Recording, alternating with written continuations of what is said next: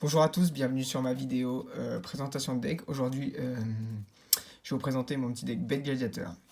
Alors, pour commencer, pour ceux qui le savent peut-être pas, tous les Bête Gladiateurs ont un effet commun à eux et à l'archétype. En fait, dès qu'ils attaquent ou ils sont attaqués, à la fin de la battle phase, on peut les renvoyer dans le deck pour invoquer un autre Bête Gladiateur.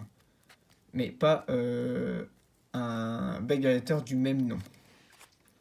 Donc on va commencer avec Auguste, deux Auguste, Bête Gladiateur.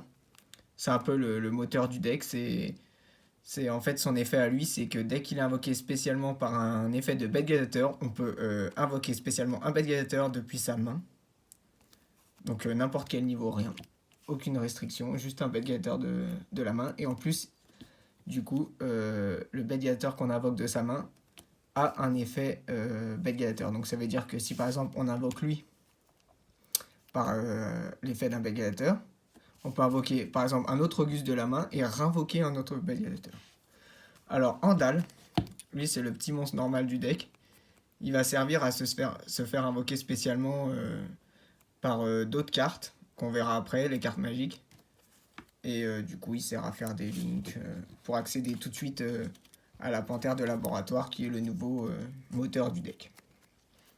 Deux Bestiaries, le pet MP du deck. Très très bonne carte. Et elle sert aussi pour faire la fusion Gisarus, Bête Gladiateur, qu'on verra aussi après. Vesparius, le nouveau Bête Gladiateur sorti dans Chaos Impact. Très très bonne carte. Dès qu'on attaque avec un Bête Gladiateur, si on l'a dans la main, on peut la spé. Et tous nos monstres gagnent 500 points d'attaque. Et à la fin de la battle phase, pareil, comme les autres Bête Gladiateurs, on peut le renvoyer dans le deck. Et c'est un serpent de mer, donc c'est très utile vu que c'est le seul serpent de mer en Bête Gladiateur. Du coup, avec le retour du Bête Gladiateur, on peut facilement la réinvoquer, même si on en a un autre sur le terrain. Noxious Bête Gladiateur, alors lui, dès que l'adversaire déclare une attaque, on peut l'invoquer spécialement de la main, transférer l'attaque sur lui, et il n'est pas destructible au combat. Donc après, à la fin, ça fait qu'on peut le renvoyer dans le deck pour invoquer un autre Bête Gladiateur. Et puis il a un effet aussi, on peut envoyer un autre Bête Gladiateur depuis son deck au cimetière pour qu'il prenne le nom. Atorix, et même effet. On peut envoyer un monstre Bête Gladiateur depuis son deck ou extra deck au cimetière jusqu'à la end phase. Le niveau et le nom de cette carte deviennent le nom du monstre envoyé. Donc ça permet d'envoyer un Bestiary par exemple au cimetière pour qu'il prenne le nom, faire un Gisarius, ou alors envoyer Bestiary et puis le renvoyer dans le deck L pour invoquer un Darius. Après Darius c'est fait, on prend Bestiary du cimetière. Et après, ça donne accès à Gisarius très très vite. Ekes, alors elle, je l'ai mis qu'en une fois parce que elle est bien, mais une fois, c'est largement suffisant. En fait, elle permet que dès qu'elle est invoquée par invocation d'un Bête Gladiateur, on peut ajouter une carte Bête Gladiateur depuis son cimetière à sa main. Donc par exemple, ça permet de prendre un retour. Darius, donc j'ai expliqué l'effet. Dès qu'il est invoqué spécialement, on peut invoquer invoqué spécialement par l'effet d'un Bête Gladiateur, on peut invoquer un monstre Bête Gladiateur depuis le cimetière. Donc n'importe quel niveau, rien, aucune restriction, juste il n'a pas d'effet. Et il est renvoyé dans le deck à la end phase. Mais bon, normalement on s'en sert bien évidemment avant la fin du tour. Ensuite, pour les deux derniers monstres de l'archétype, si on peut dire ça comme ça, c'est le type de laboratoire. Donc lui, il se spé s'il y a un monstre Bête Gladiateur sur le terrain. On peut le sacrifier et renvoyer un Bête Gladiateur sur le terrain dans le deck pour en renvoquer un autre de nom différent. Donc ça peut permettre que si par exemple on a un monstre Bête Gladiateur, le spé et faire la panthère. Ou alors si on a besoin, renvoyer dans le deck pour en invoquer un autre. Selon les situations. Des monstres qui sont pas de l'archétype mais qui sont très bien dans ce deck. De H, classique. D'ailleurs, on est très sensible au H vu que nos Bête Gladiateurs se renvoient dans le deck et en invoquent un autre. 3 lapins sauveteurs, donc lui permet d'invoquer deux monstres normales du même nom depuis le deck, d'où les deux Andales. Très très bien, en plus il se bannit donc il peut pas se prendre un call. H oui mais pas call. 2 prismes. Alors lui on peut l'invoquer avec Hero Live, je sais plus son nom en français, Héros Vivant. Et en fait, du coup, on l'a spé. Bon, on paye la moitié de nos points de vie. Et on envoie un bestiary, et du coup après bah, soit on fait un Gisarius, ou alors on fait un panthère, vu qu'à prendre le nom. Et puis après du coup vu qu'on a un bestiary au cimetière, ça peut aider. Alors j'ai mis un esprit Tenni Vishuda. Très bonne carte, elle se spé, gratos. Et en plus si elle est dans le cimetière, et qu'on contrôle un monstre normal ou pas de monstre, on peut la bannir pour envoyer un monstre dans la main de l'adversaire. Donc voilà pour les monstres, maintenant on va passer aux magies. Donc bien sûr, 3 retours de la bête gladiateur, très très très bonne carte. Meilleure carte limite. Invoquez spécialement un monstre gladiateur depuis votre main au cimetière de type différent des monstres que vous contrôlez. Et en plus de ça, il ne peut pas être détruit au combat. Donc c'est une spé gratos, bon il y a une petite restriction quand même. Mais bon pour les bêtes gladiateurs qui puissent ne pas être détruits au combat, c'est excellent. Rejet du gladiateur, donc ça c'est le problème de la carte, c'est qu'elle peut pas être tuto vu qu'il n'y a pas de bête gladiateur dedans. C'est juste gladiateur. Alors elle, les monstres gladiateurs ne peuvent pas être ciblés tant que vous contrôlez cette carte, avec des effets de carte, ils peuvent pas être ciblés, sauf durant la battle phase.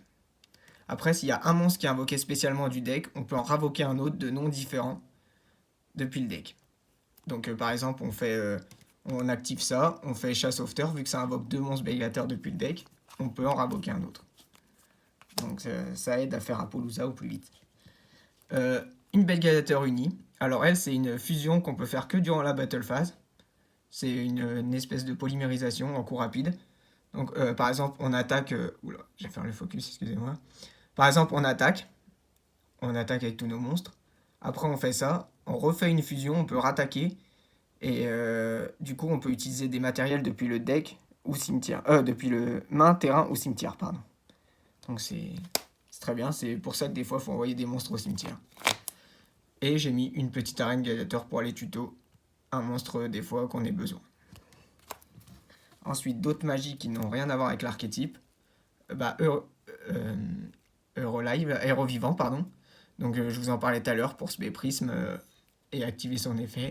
Et du coup, on peut réinvoquer normalement après en plus, vu que c'est une invocation spéciale. Faut contrôler aucune carte, mais bon, ça en début de tour, c'est parfait. 3 days imprévus. Alors ça, c'est exprès pour les Andals. Ça permet de spé un Andal si on contrôle aucune carte sur le terrain. Enfin, un monstre normal, donc Andal, on n'a que lui. Et du coup, ça nous permet d'accéder à la petite panthère de laboratoire rapidement. Deux fusions instantanées, pardon. Donc ça, pareil, pour faire... je vous montrerai après le renoncer au milieu, je crois que c'est ça. Et du coup, on peut en plus prendre un monstre de l'adversaire si on commence en deuxième. Donc on peut prendre un monstre de l'adversaire, plus ça nous fait un monstre en plus, encore une fois, pour accéder à la panthère de laboratoire. 2 Call by the Grave. Staple, rien à dire de plus. Ça peut nous éviter des haches parce qu'on est très sensible à ça. Monster Reborn, parce qu'il faut beaucoup de cartes pour renaître dans ce deck pour faire un combo que je vous montrerai après. Succession de l'héritage du monde. Donc pareil, pour renaître dans une zone pointée par un lien, donc la panthère par exemple. Et le drone, pareil, pour faire un token pour accéder à la panthère de laboratoire. Donc là, je vais vous montrer l'extra deck. Donc évidemment, 2 panthères de laboratoire. Le starter du deck. Dès qu'elle est invoquée, on peut aller tuto une carte bête gladiateur, donc monstre ou magie ou piège. Moi je joue pas de piège, mais sinon on peut. Et elle permet de renvoyer un monstre bête gladiateur qu'on contrôle dans le deck et en ravoquer un autre. Voilà. Alors j'ai mis une araignée lien. Alors elle, je l'ai mis comme ça, dès qu'on a 2 Andals dans la main, on peut en invoquer un, faire l'araignée lien, et par l'effet de l'araignée lien, ravoquer le Andal qu'on a dans les mains et accéder direct à la panthère de laboratoire. Licorne, chevalier du cauchemar, donc pour faire un link 3, pour avoir une place qui se débloque en bas, comme ça on fait un link là, on fait la link 3, licorne, et on la fait de l'autre côté pour avoir une place disponible. Et puis pour pouvoir envoyer un monstre ou une carte dans le deck. Apollousa, très bonne carte, facilement faisable dans ce deck. Que dire de plus, elle annule tous les effets de monstres en sacrifiant 800 points d'attaque. Elle gagne 800 par monstre utilisé pour l'invocation lien. Parfaite. Là, on passe aux fusions. Donc Gisarius, j'en mets qu'un parce qu'il est facilement invocable. Par exemple, s'il a été invoqué par fusion, Après, on peut faire un retour des bêtes gladiateurs du cimetière, leur invoquer, repéter deux cartes. Parce que c'est dès qu'elle est invoquée par invocation spéciale qu'on peut être 2 cartes sur le terrain. Donc très très bonne carte. De Domitianus.